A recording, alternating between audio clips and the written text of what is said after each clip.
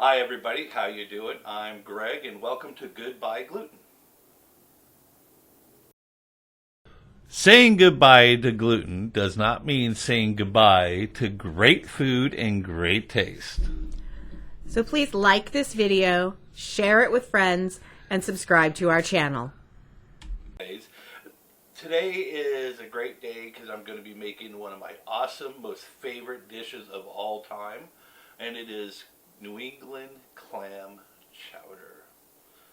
Great dish, so let's get to see what you're going to need to make this awesome chowder.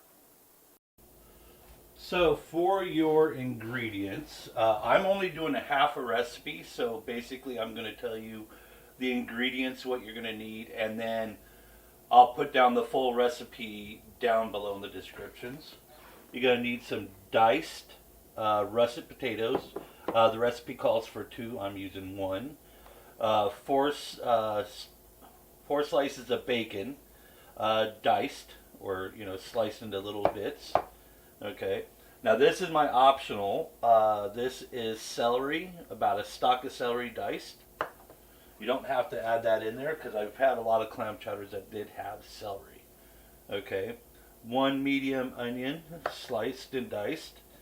Okay. 1.5 tablespoon of flour, but the recipe calls for 3 tablespoons. It'll call for 2 cans, 6.5 ounce cans of chopped minced clams. I'm using Snows. They're actually a pretty good clam. You can use fresh clams if you want.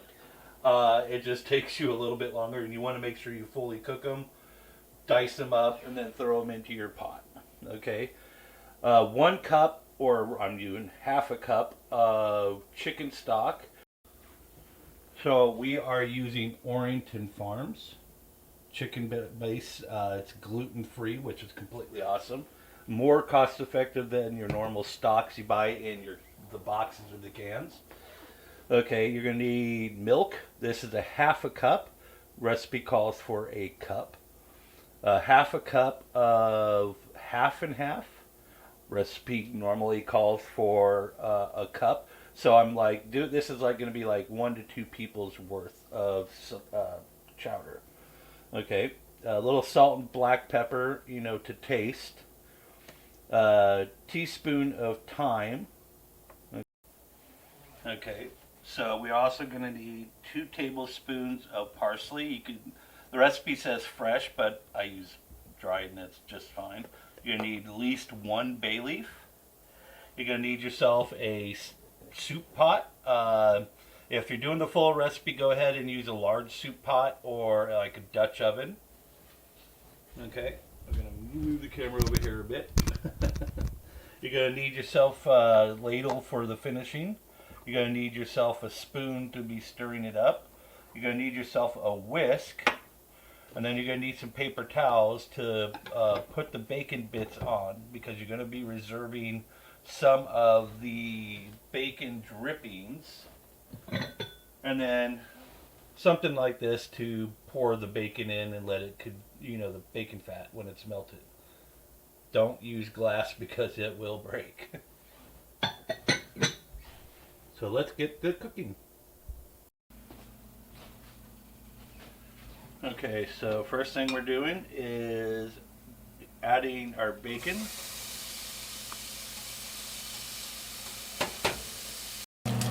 Mental note, metal spoon is better than a rubber spoon to get that bacon, because sometimes it's going to want to stick. So you can scrape it off nice and easy.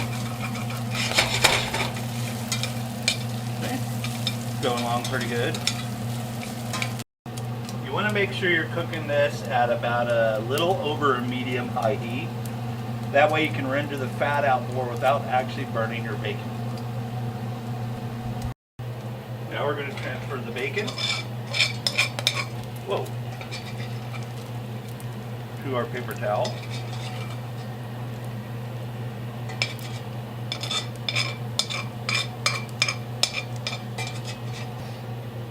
Okay, I'm going to basically pour out just a little bit so I can have a tablespoon worth in there. This way I can also get out any of the rest of the bacon pieces. All right.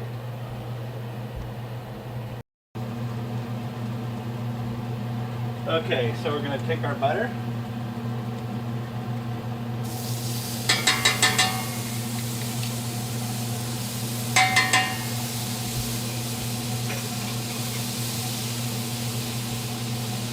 Our onions, our celery, and the garlic. Okay, we're going to just cook this for about 2 to 3 minutes until the onions start getting translucent.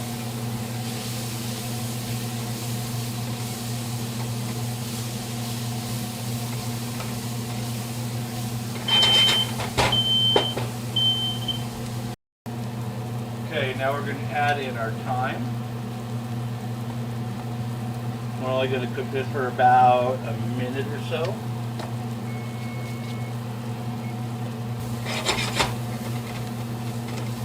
Oh yeah, it's really good.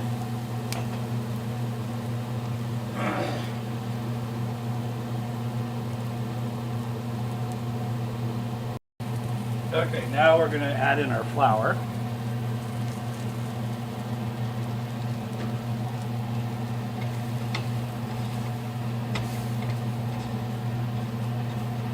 Make sure everything's kind of coated up. Because this is where we're going to use our whisk now.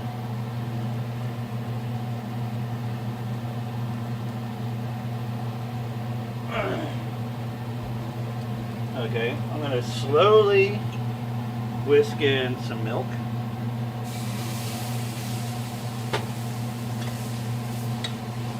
To get that flour started to make kind of like a roux.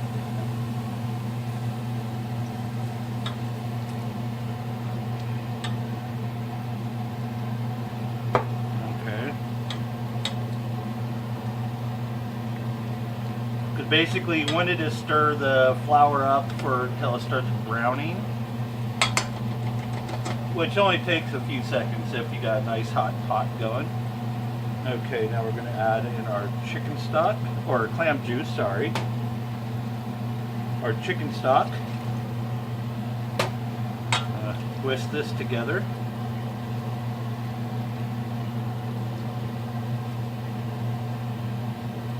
It's smelling so good.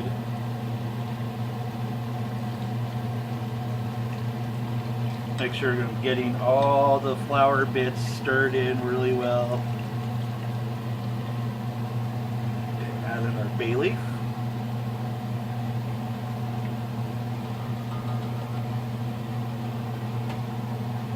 We're going to bring this up to a boil and then add in our potatoes. Okay, now we're going to add in our potatoes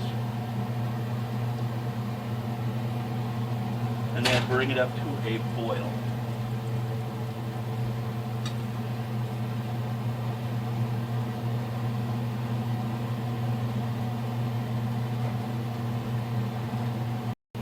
Okay, as you see, it is starting to boil. So I'm going to go ahead and reduce my heat to a simmer and let it go for about 12 minutes. Okay, it's been about 12 minutes. I'm going to add my salt and pepper. Go ahead and stir this up.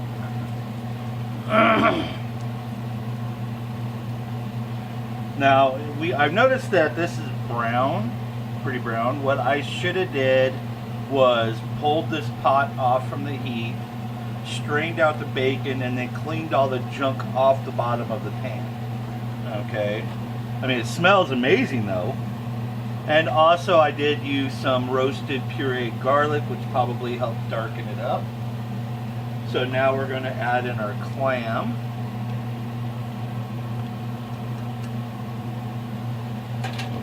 And our half and half. If it's really, really thick, you know, go ahead and add more half and half into your chowder to get the consistency you want. Oh my god, that smells so good.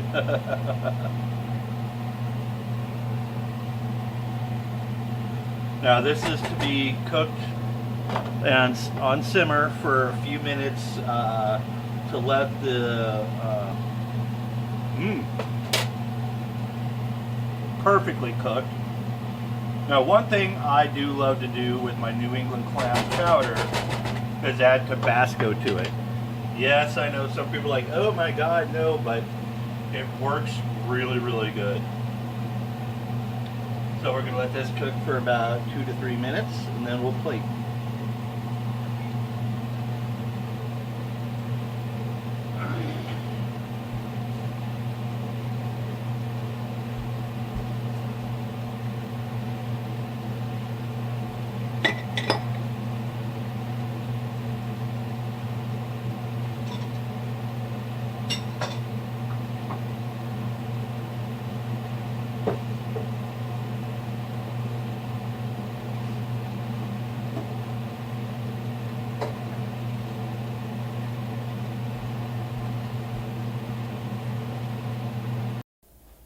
Okay, removed from the heat.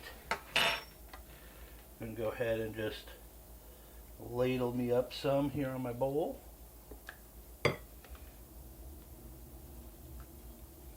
Oh, this smells so good.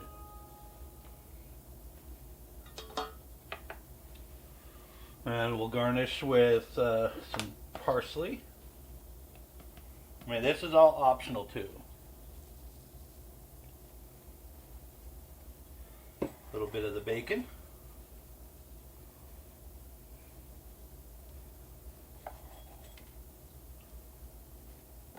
And there you have it.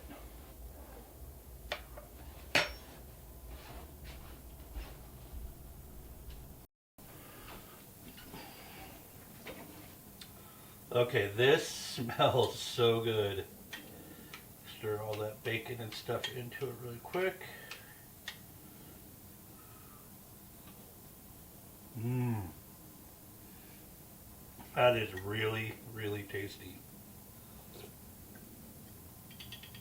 A little hot though. Maybe I should have waited a few seconds before digging into that. The clams come out really good. You got the garlic, you got the thyme, you got the potatoes, the onions, the celery works really good. It's not crispy at all, so it just almost kind of like melts in your mouth.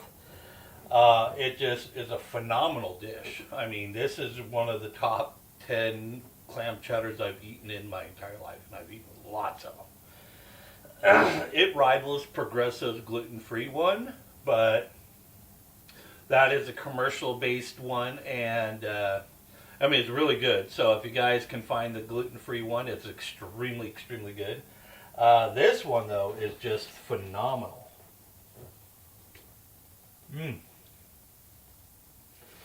I'm thinking next time maybe added a little bit of carrot to it. Now, I don't have any oyster crackers because, well, they don't make gluten-free oyster crackers that I know of. If you know and you see gluten-free oyster crackers, please send me a comment and or link in the comments so I can get some.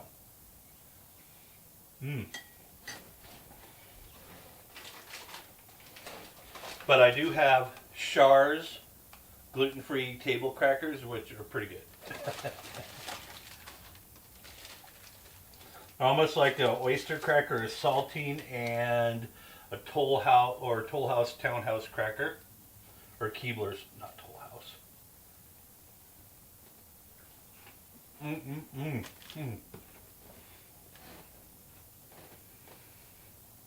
That is so good. Oh my god, that is really, really, really good. I mean, each time I take a bite, it just gets better and better and better and better. So I hope you enjoyed watching this video. I hope you learned a lot about it. I will be putting directly the recipe where I got it in the links below or in the description below. And I want to thank you very much for checking out our channel. And we hope you send us comments if you have new dishes you want us to give a try out on, new products that you think that would be a great review for us to do.